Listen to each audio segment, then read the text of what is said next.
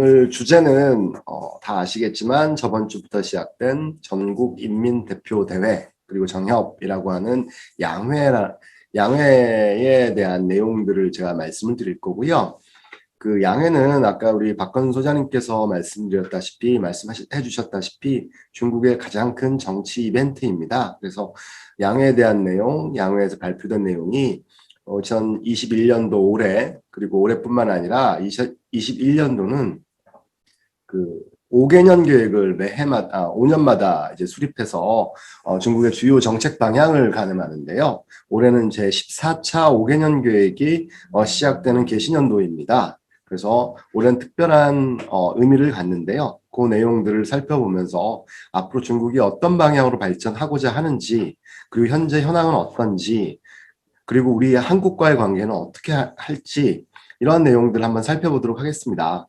물론 제가 이런 여러 전문가들이 계속 말씀을 해주시는 내용들이고, 근데 공통점은 사실 정답은 없습니다. 대신에 이러한 내용들을 갖고 같이 한번 고민해 볼 수 있는 간단한 시간을 가져보도록 하겠습니다. 자, 그러면 제 강의를 먼저 시작하도록 하겠습니다. 우선 상식이죠. 상식부터 하나씩 이제 풀어보면, 양회란 무엇인가? 아까 우리 박근 소장님께서 말씀해 주셨다시피 두 개의 회의란 뜻인데요. 전국인민대표회의 그리고 전국인민정치협상회의, 이 두 회의를 3월 초에 동시에 진행을 해서 양회라고 합니다. 우선 그 양회에 대해서 아시려면 중국의 정치 제도에 대해서 좀 아실 필요가 있을 것 같아요. 여기 참여하시는 여러분들은 이미 중국에 진출하신 분들, 그리고 중국에 진출하고자 준비하시는 분들이어서 중국의 기본적인 정치 제도는 다 아실 것 같습니다. 중국은 의외로 제가 그림을 왼쪽에 그림을 좀 그려봤는데요. 행정부가 있고요. 우리가 흔히 국무원이라고 얘기하죠. 그리고 전국인민대표대회가 입법부의 기능을 하고요. 그리고 요 두 가지가 나눠져 있습니다. 근데 틀린 점은 우리 미국이라든지 영국, 한국 포함해서 삼권 분립이 정치 제도의 가장 핵심인데, 중국은 인민민주집중제라는 제도를 채택하고 있습니다. 그 얘기는 행정부와 입법부인 인민대표대회는 서로 견제와 균형을 맞추는데, 요 견제와 균형을 공산당이 영도하에, 그러니까 우리 중국식 표현이죠. 영도하에 견제와 균형을 맞춘다라고 해서 민주집중제라고 하고요. 그래서 중간에 제가 빨간색 점선으로 표시를 했는데, 많이 좀 헷갈리시는 게, 인민대표대회는 공산당의 대표대회라고 좀 많이 아시는데요. 그건 아니고, 공산당 조직은 공산당 전국대표회의가 따로 있고요. 거기에서 중앙위원회를 뽑고, 중앙위원회에서 다시 상무위원을 뽑습니다. 우리가 흔히 알고 있는 시진핑, 리커창이 있는 데가 상무위원입니다. 총 7인으로 구성되어 있고요. 그래서 이거는 공산당의 조직이고, 그런데 이 공산당의 조직이 국무원과 전국인민대표대회, 즉 입법부를 리딩한다라고 보시면 될 것 같습니다. 그래서 통상적으로는 국가주석이 서열 1위죠. 공산당 서열 1위이 국가주석을 맡고, 서열 2위나 3위가 국무원 총리, 그리고 서열 2위나 3위가 인민대표자대회의 주석을 맡는 이런 구조를 갖고 있습니다. 그 전국인민대표회의와 정치협상회의는 우리가 흔히 말하는 정협이라고 하는데 좀 다른 기구입니다. 인민대표대회는 우리가 흔히 알고 있는 한국식으로 보면 국회라고 볼 수 있겠죠. 입법기능. 그래서 여기에서 그러니까 우리가 흔히 말하는 국회는 전국인민대표대회를 말하고요. 그러니까 정치협상회의는 자문기구라고 보시면 될 것 같아요. 그래서 우리나라 국회가 갖고 있는 모든 권한을 인민대표대회가 갖고 있습니다. 그래서 한 3,000명 정도 되고요. 정협은 한 2,000명 정도 되고. 근데 자문기구이기 때문에 직접적인 어떤 권한을 행사하지는 않습니다. 자, 이게 간단히 살펴본 양회이고요. 그 다음으로 올해 그러면 저번 주부터 시작돼서 오늘 이제 막을 내리는 2021년도 전국인민대표대회의 정부보고 주요 내용을 좀 알아보도록 하겠습니다.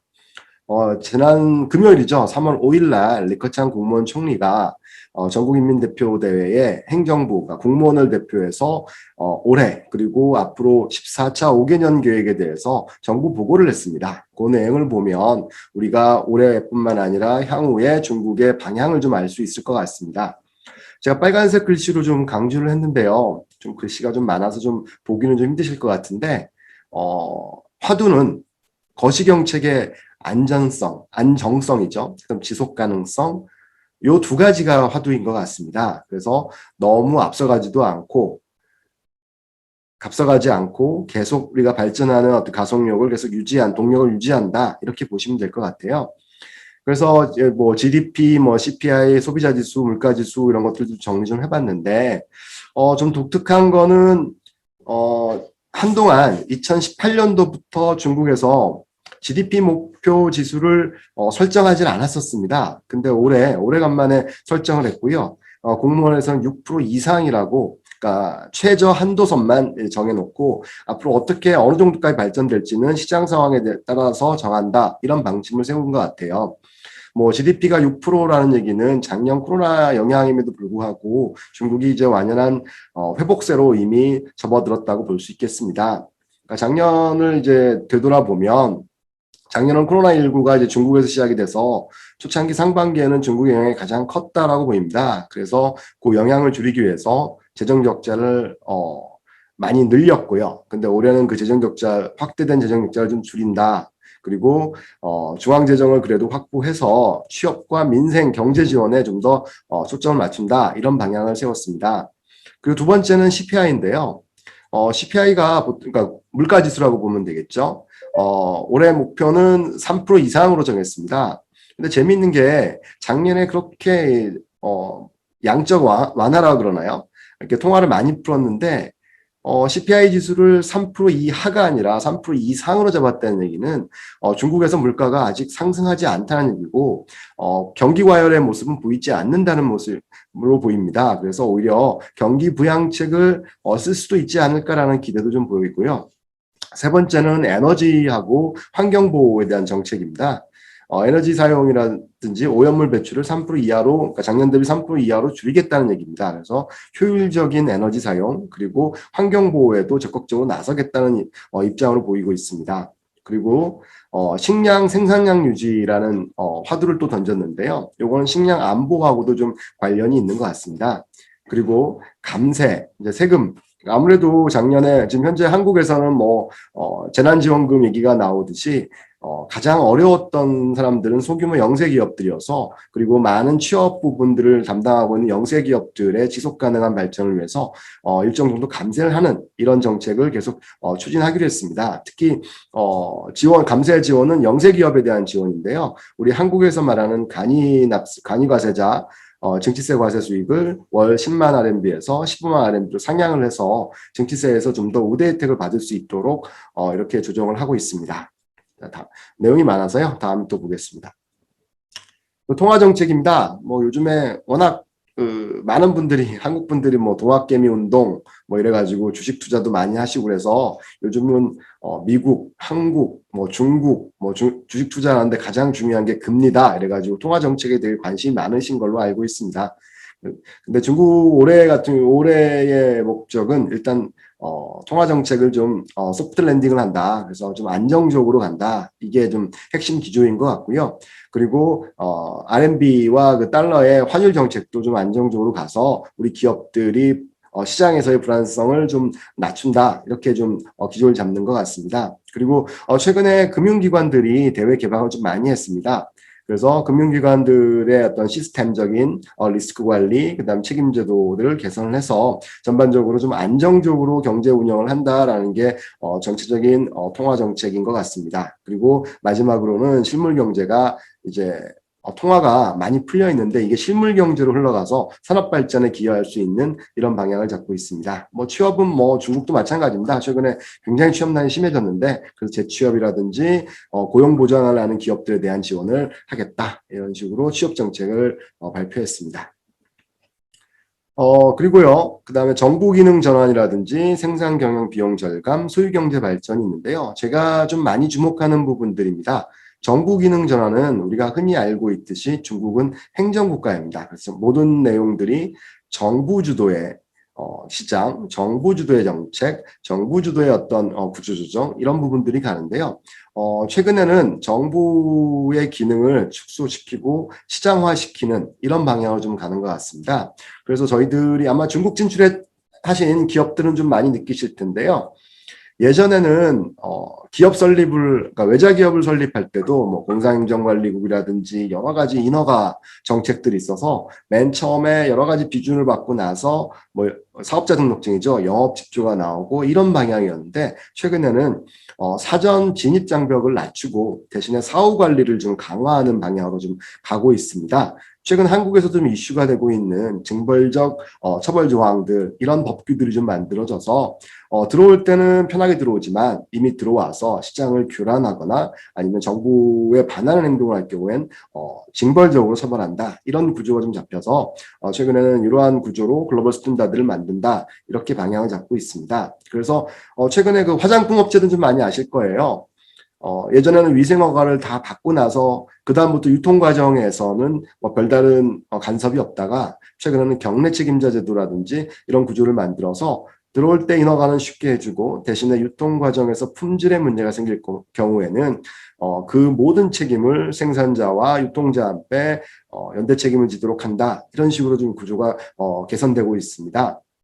그리고 기업들이 기업 설립 및 청산을 좀 간편화하고 있습니다. 그래서 보다 많은 시장에 보다 많은 플레이어들이 활발하게 활성화할 수 있는 그런 구조로 가고 있고요. 그리고 최근에 좀 아마 중국에 기업을 설립하신 분들은 좀 느끼실 거예요. 전자영업 집주라는 게 나왔어요. 그게 무슨 얘기냐면 사업자 등록증을 예전에는 종이 큰 종이에다가 이렇게 사업자 등록증을 인쇄해서 그거를 행정기관, 은행 업무에 다 들고 다니면서 보셨는데 최근에는 이걸 전부 다 전국 전산화 시켜가지고요.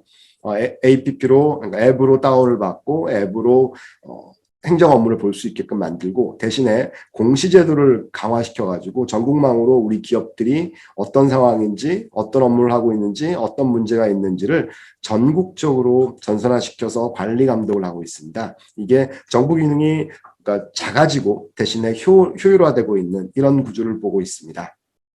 그리고 두 번째는요, 인프라인데 중국이 뭐 상해나 동부 연안 지역 같은 경우에는 굉장히 인프라도 좀 많고 모든 면에서 효율적인데 이제 격차가 좀 큽니다. 그래서 전국적인 뭐 에너지, 교통, 전기통신 인프라망을 구축을 하고 보급을 하고 개선을 해서 전반적으로 사회의 효율화와 사회적 비용을 인하시키는 이런 방향으로 추진을 하고 있습니다.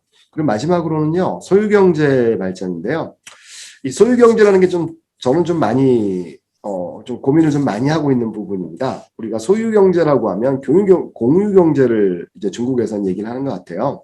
그리고 중국은 현재도 헌법에 사회주의 국가라고 명시를 하고 있는 국가인데, 어떻게 보면 사회주의 국가가 공유경제와는 좀 많이 궁합이 좀 맞는 것 같습니다. 그래서 그리고 뭐 중국에서 많이 보시잖아요. 우리가 중국판 우버라고 할 수 있는滴滴 出行이라든지 이런 것들이 이미 중국에서는 모든 국민들에게 이미 생활화되어 있습니다. 그래서 이런 부분들을 좀 더 추진을 하겠다. 그래서 공유경제적 플랫폼을 좀 만들겠다. 그리고 그거를 예전에는 시장에 둬서 시장 내에서 본인들이 움직이는 이런 구조를 그러니까 어떻게 보면 자율화시켰다 그러면 최근에는 이걸 규범화시켜서 관리 감독을 하겠다 이런 방향으로 가고 있습니다. 중국에 지금 나와 계시는 분들 많이 아실 겁니다. 저희들 지금도 왜 길거리에 자전거를 많이 사용하죠. 근데 한때는 이 공유자동차, 공유경제의 표본이었던 상징이었던 자전거들이 오히려 교통 방해를 하고 아니면 폐기물화되고 이런 모습들이 보였는데 그런 부분들에서 규범화를 시키겠다라는 입장인 것 같습니다. 그리고 그거와 더불어 불공정 거래 및 독점 감독을 강화시키겠다는 입장이 나왔습니다. 여러분 다 아실 겁니다. 작년에 중국의 가장 큰 IPO 이슈가 엔트그룹이었습니다.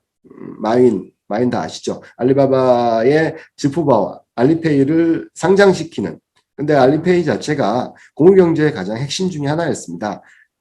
공유 경쟁을 하고 공유적으로 같이 지급을 하는 결제 수단을 붙인 이 내용인데 이런 것들을 최근에 IPO를 중단시켰죠. 뭐 여러 가지 음모론도 많고 뭐 혹자는 마윈이 중국의 좀 뭐라 그러죠? 중국의 금융 정책에 반했다. 그 혹은 미운털이 박혀서 IPO를 못 하겠다라고 평가도 많이 하시는데요. 제가 볼 때는 오히려 그 부분보다는 알리페이가 맨 처음 나왔을 때를 기억해 보시면 될 것 같아요. 처음 나왔을 때 두 가지 이슈가 있었어요. 하나는 위챗하고 알리페이가 처음 나왔을 때 인터넷 사업자로서 인터넷망을 이용하는데 이 인터넷망이 전신망을 대체하는 즉 우리 SK가 KT의 전신망을 통하는데 통화료를 부과하지 않고 전신망을 사용하는 이 이슈가 하나 있었고요. 두 번째는 알리페이와 위챗페이 같은 경우에는 금융기관이 아님에도 불구하고 MMF, 그러니까 단기 자금을 적금을 하고 적금 기능도 있고 그 다음에 이거를 지급 기능도 있는 이런 부분들을 어떻게 관리할 것인가에 대한 이슈가 있었는데 알리페이와 위챗페이가 커질 때 동안은 요거를 가만히 두었다가 최근에는 요 부분을 좀 강화시키는 것 같습니다. 사후 감독을 좀 강화시킨 것 같습니다. 그래서 엔트그룹도 이제는 유사 금융기관이기 때문에 금융기관에 적용받는 여러 가지 제도들을 규정을 적용하는 이런 구조로 가고 있습니다. 그래서 독점이 되지 않고 대신에 그리고 불공정 거래가 이루어지지 방지하도록 제도 개선들을 하고 있는 상황입니다. 자, 실물 경제입니다. 제가 뭐 이렇게 인민 대표자 대회 기간 동안은 이 대표 대회의 모든 내용들이 하나의 사이트를 개설하고 거기에 다 담아서 이제 홍보를 하는데요. 거기에 보면 실물경제란을 제가 이렇게 보니까 핵심은 그거 같아요. 기술. 과학기술 혁신 능력을 제고하고 우리 핵심 기술들을 중국에서 어떻게 연구개발하고 그 다음에 선진국들을 따라잡고 이런 것들을 어떻게 할 것인가 요거에 대한 좀 지원들이 좀 많이 맞춰져 있는 것 같습니다. 그래서 해외의 좋은 기업들, 첨단 기술들은 협력을 강화하고 개방하고 그리고 화웨이나든지 우리 중국이 갖고 있는 여러 가지 지식재산권도를 어떻게 보호하고 그리고 기초연구 강화는 어떻게 할 것이고 연구개발비는 어떻게 지원할 것이고 이런 내용들이 좀 많이 맞춰져 있습니다. 그래서 예전에 전통산업 위주의 제조강국이었던 중국이 이제 첨단산업 위주의 혁신 중국으로 이렇게 발전하는 이런 모습들이 보이고 있고요. 맨 마지막에 제가 좀 적어뒀는데 지금 4G라 그러죠. 예, 지금 핸드폰, 스마트폰을 사용하는데 최근에 5G가 나왔고 이 부분이 아마 우리 4차 산업혁명이라든지 부분에서 되게 중요한 통신 인프라일 것 같습니다. 이 보급률을 56% 이상으로 확대하겠다라고 목표를 세웠습니다. 그 얘기는 앞으로 중국 내에서 전자상거래라든지 아니면 OTT라든지 여러 가지 신규 산업들이 발전할 수 있는 최소한의 기초를 만들겠다. 이게 2021년도의 실물경제의 핵심인 것 같습니다. 자, 그리고 소비의 안정적 확대. 중국이 이제 이후에 요 강의 다음 장에서 좀 말씀을 좀 드릴 것 같은데요. 중국이 사실은 이렇게 큰 제조 강국이고 이렇게 큰 소비 인구를 갖고 있음에도 불구하고 제조 강국으로서의 이미지 그리고 전통 산업으로서의 이미지만 갖고 있습니다. 그래서 수출 주도형 국가라는 이런 타이틀을 갖고 있는데요. 이제는 수출 주도가 아니라 내수 주도의 국가로 전환하겠다 이런 입장에서 소비를 어떻게 확대시킬 것인가, 국내 소비를 어떻게 확대시킬 것인가에 대한 고민들을 하고 있습니다. 뭐 그거에 소비가 확대되기 위해서는 당연히 국민들의 소득이 증대돼야겠죠. 그리고 최근에 이슈인 전자상거래 확대 이런 부분들을 하고요. 그 다음에 도농 간의 그러니까 도시와 농촌 간의 소득 격차 그리고 여러 가지 인프라 시스템의 격차 이런 것들을 어떻게 축소해서 농촌 인구들을 다시 도시화시키고 그리고 그분들이 어떻게 소비를 더 할 수 있게끔 만들 것인가 여기에 좀 많이 고민을 좀 많이 하는 것 같습니다. 지금 중국이 아마 우리 한국 같은 경우에는 농촌 인구가 거의 없죠. 그래서 도시화율이 아마 한 80% 이상일 것 같은데요. 중국은 제가 알기로 한 60% 정도입니다. 그래서 앞으로 농촌 인구가 도시 인구가 되는 요 공간이 한 20% 정도가 있을 것 같습니다. 그 얘기는 농촌에서 우리가 최근에 많이 말씀들 하시죠. 한국은 이제 1선 도시가 아니라 2, 3선 도시 혹은 3, 4선 도시로 더 그러니까 진출을 더 많이 해야 된다는 얘기를 많이 하시는데요. 그런 어떤 일단 인구적인 부분들, 그다음 소비층에 대한 어떤 구조적인 개편들이 이루어질 것 같고, 거기에서 우리 한국 소비재의 어떤 유통의 어떤 가능성이 보이지 않을까라고 전망을 해봅니다. 그 외에 소비 진작을 하기 위해서 뭐 충전소라든지 주차장이라든지 뭐 전기자동차가 많이 보급돼서 배터리 회수 시스템이라든지 이런 전반적인 인프라를 구축을 하고요. 그 외에 뭐 스포츠, 문화, 관광 여기서도 내수 진작을 위해서 지원을 하겠다. 이런 입장입니다.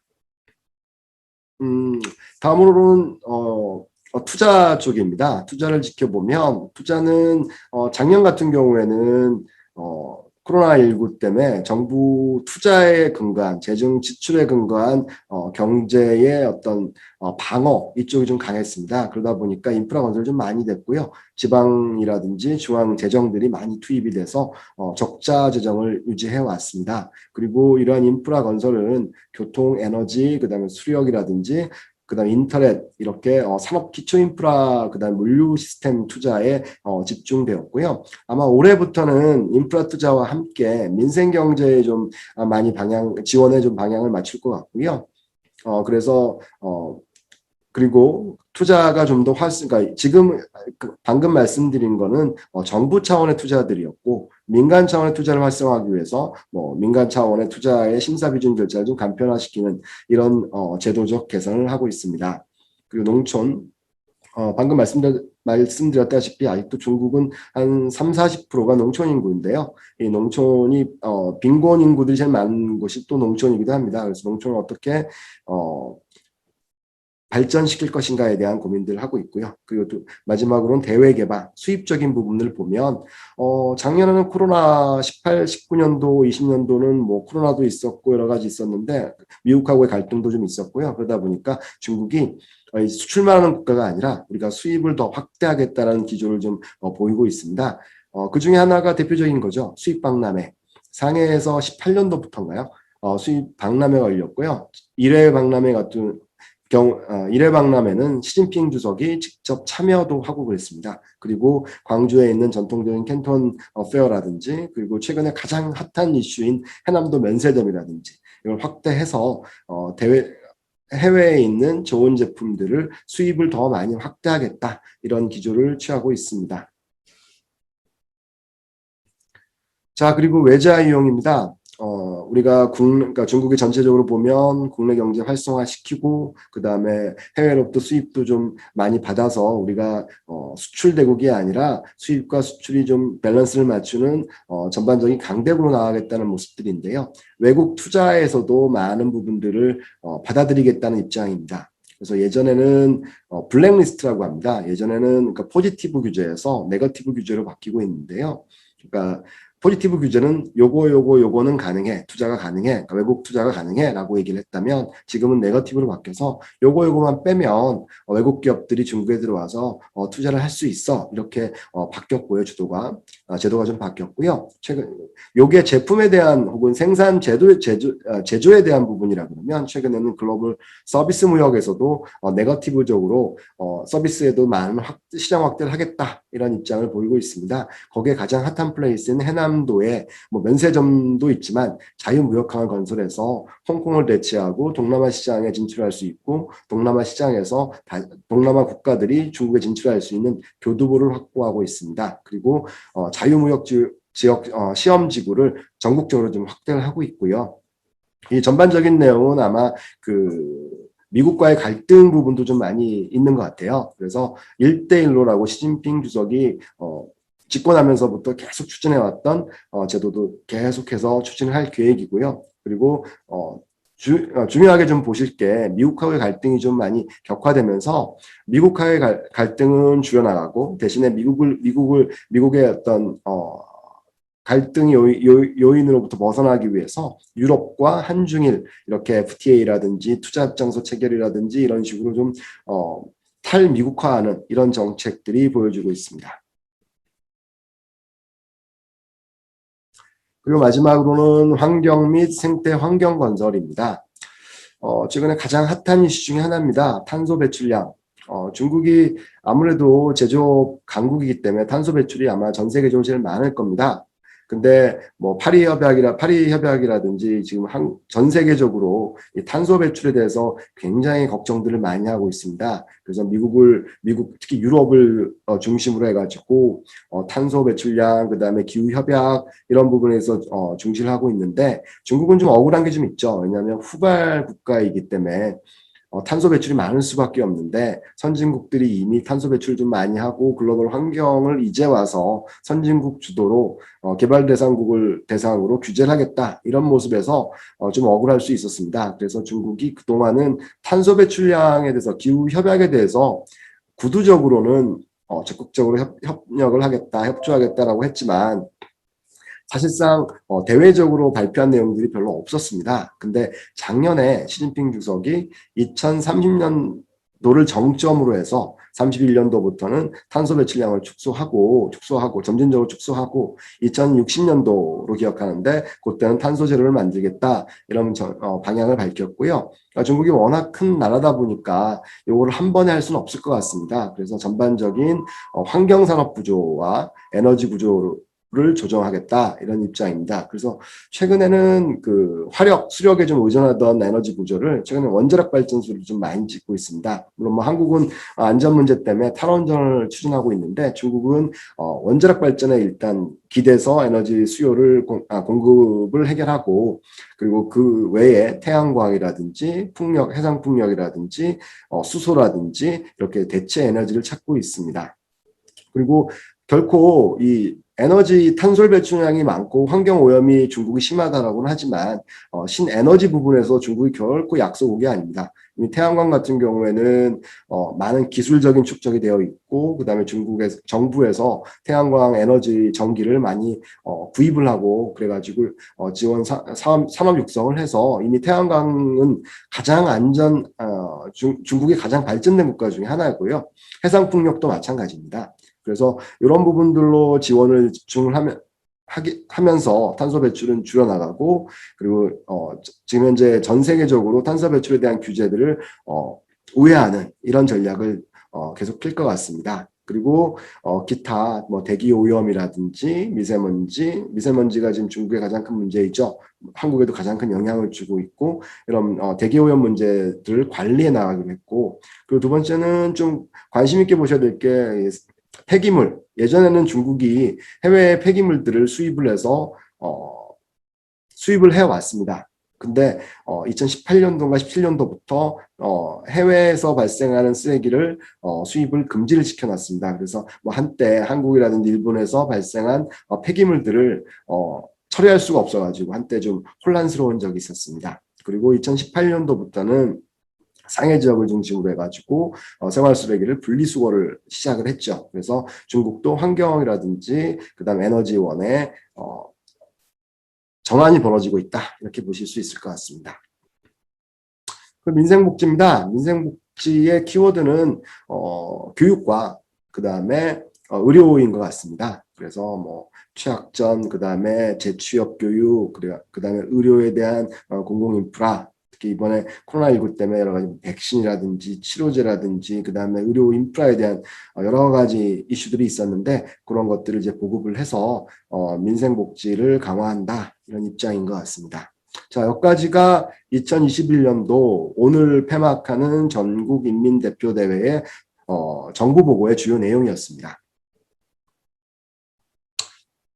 자, 뭐 맨 첫 장에서 제가 말씀을 드렸죠. 전국인민대표대회는 입법부인데 입법부이지만 중국 공산당의 지휘감독을 받는다라고 말씀을 드렸습니다.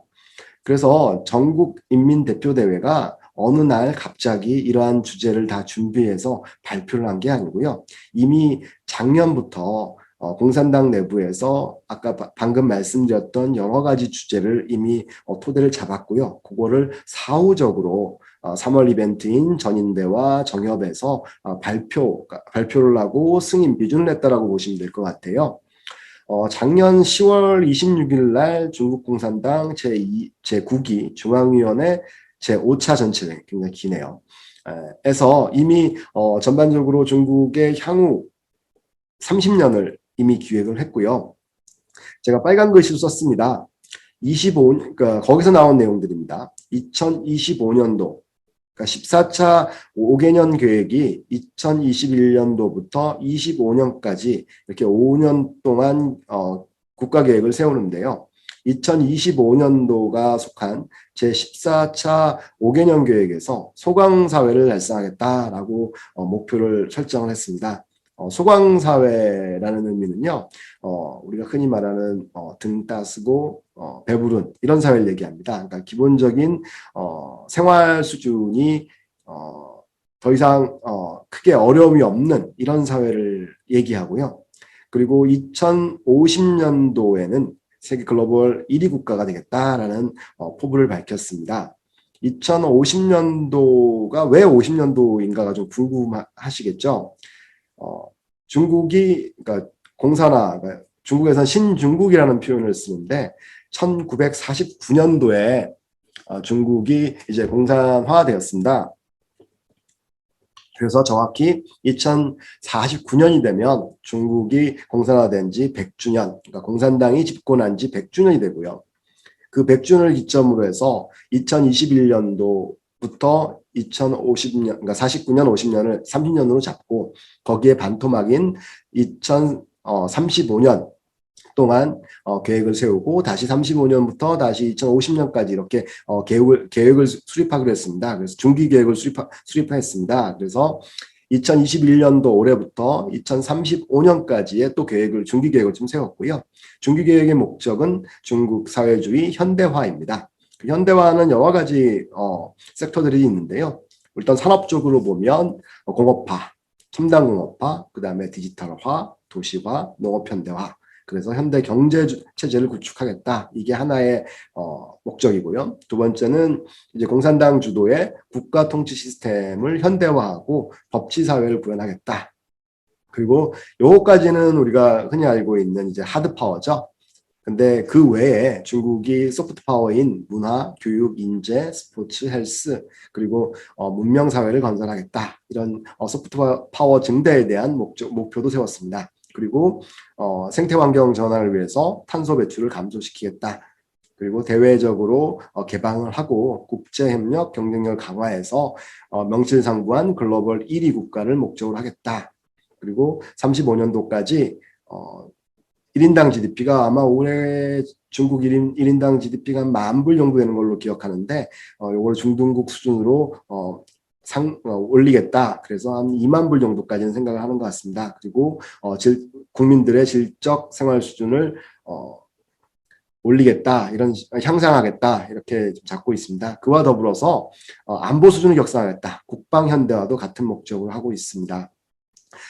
여기서 보시다시피 중국이 2020년도까지는 양적 성장을 얘기하다가 올해부터는 양적 성장에서 벗어나서 질적 성장으로 전환하겠다. 이런 목표를 잡았습니다. 이러한 중국 공산당에서 정한 방침이 2021년도 전인대 전국인민대표대회에서 사후적으로 승인되고 이제 국무원에서 2021년도부터 25년 그리고 2021년부터 35년 그리고 올해부터 50년까지 한 발 한 발 추진할 계획일 것 같습니다.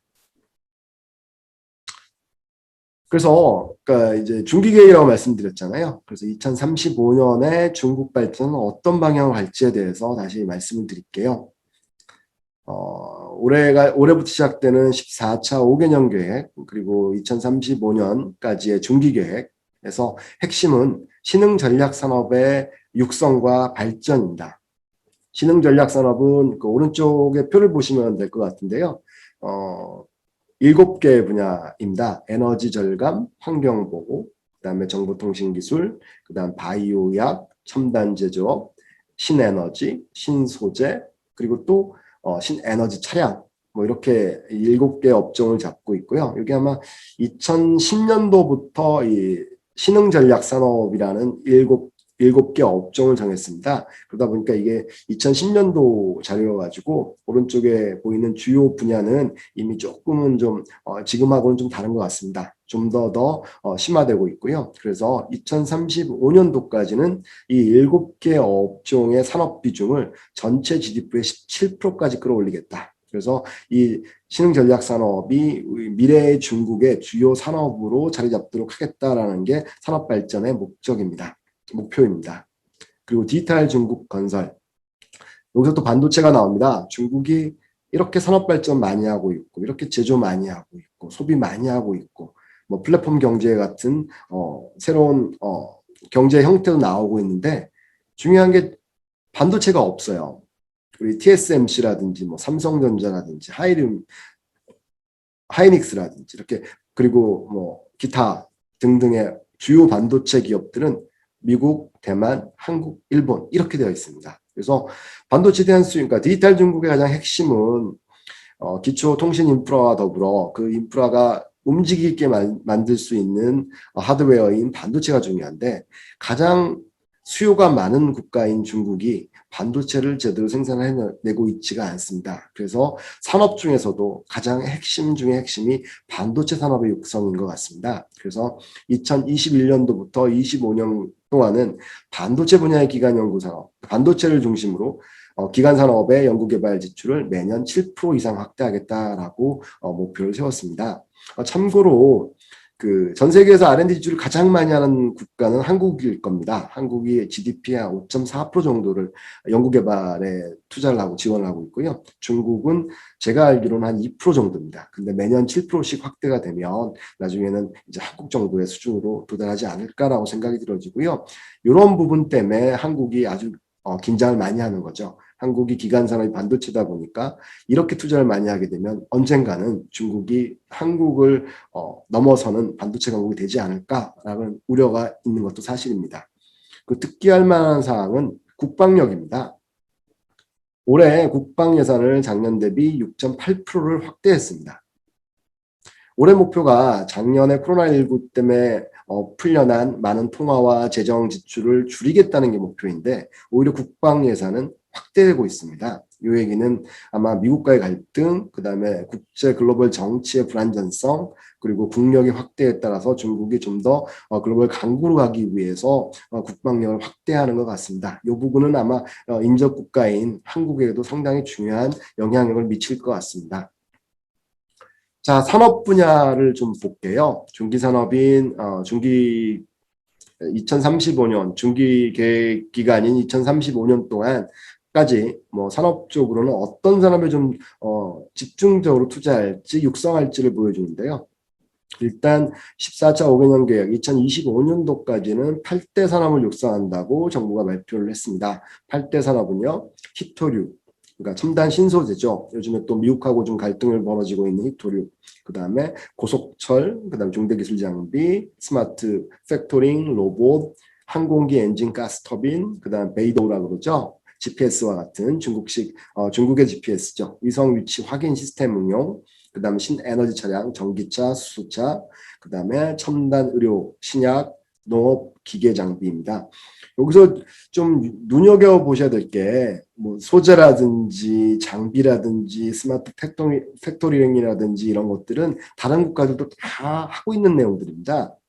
근데 이 베이도는 좀 관심 있게 좀 보실 필요가 있어요.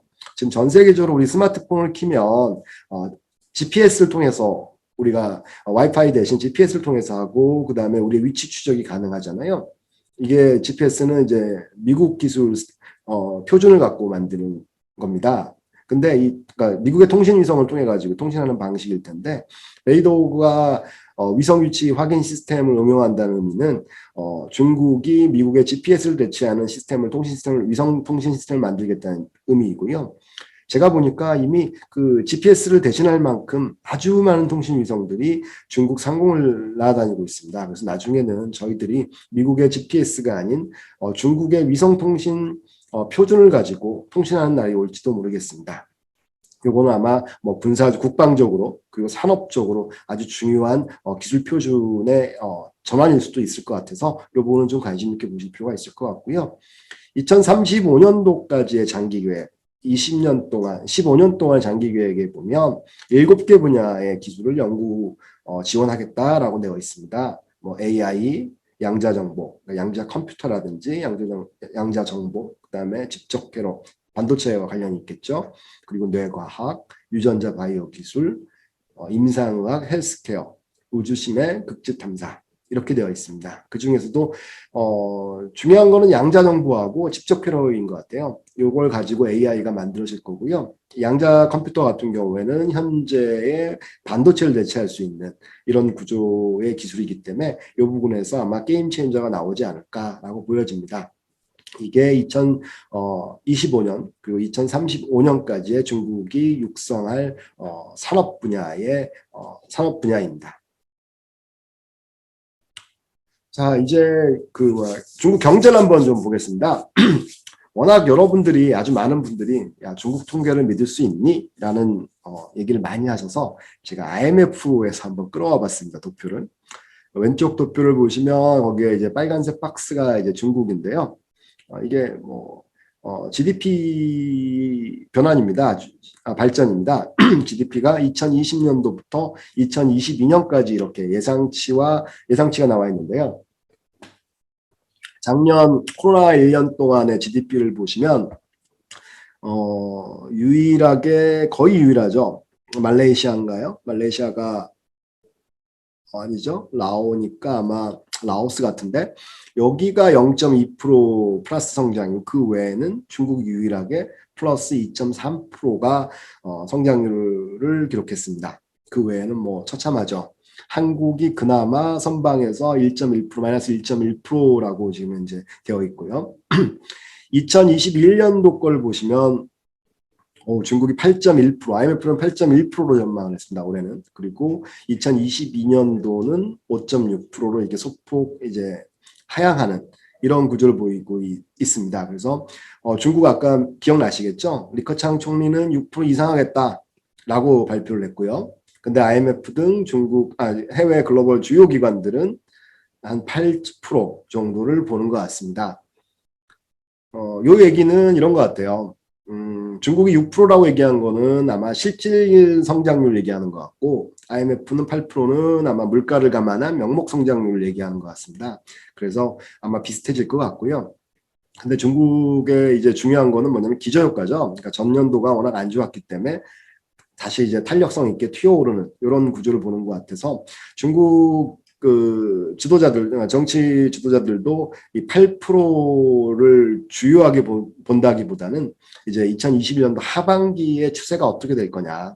당연히 2020년도 뭐 3, 4분기에 V자 곡선을 그렸고 2021년도도 다시 V자의 상승세를 볼 텐데 하반기부터는 이제 정상화되는 모습에서 어느 정도의 발전을 기록할 것인지 여기에 더 관심이 좀 많은 것 같습니다.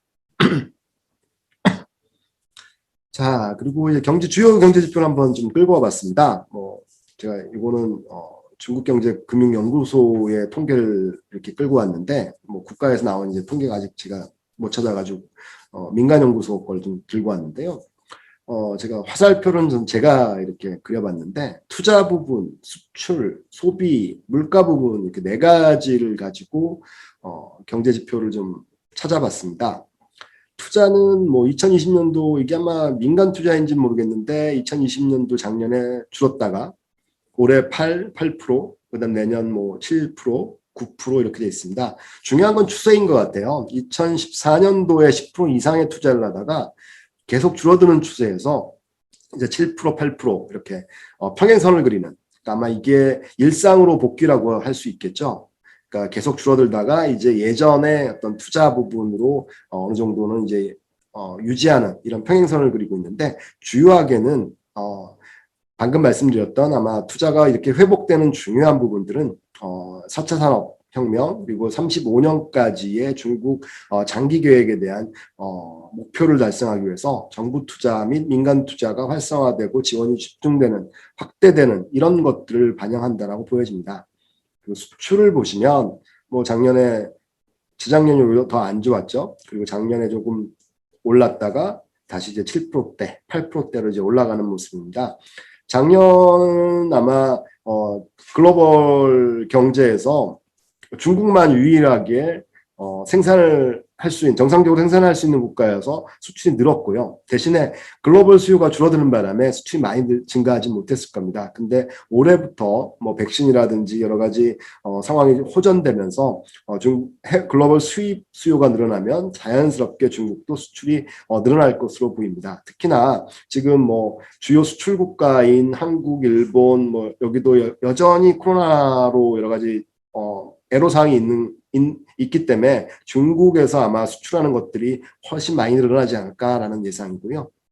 소비는 오히려 줄어드는 모습들이 보입니다. 올해는 아마 작년에 줄어든 소비에 보복성 소비로 늘어날 것 같고요. 오히려 소비는 완만하게 줄어들고 예전 수준에서 이제 멈출 것 같고요. 물가 부분이 참 재밌습니다. 작년에 그렇게 통화량을 많이 풀었다라고 하는데 물가는 여전히 1%, 그다음에 2%가 좀 못 되는 부분입니다. 그래서 올해 물가도 이제 2% 미만이라 그러면 흔히들 말하는 인플레이션의 효과는 좀 아직은 아니지 않을까. 오히려 경기 부양을 지속해야 되지 않을까. 이게 올해 전망인 것 같습니다.